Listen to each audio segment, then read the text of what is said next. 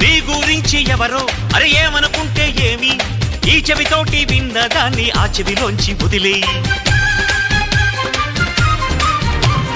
మేఘం సాగుతున్నా కాకులు మూగుతున్నా ఆకాశానికి మలినాలేవి అంటుకోవని చెప్పి పూల పంతి పట్టి నీటి మధ్యలో ఉంచిన తేలుతుందో ఈ పైకే సోదరా.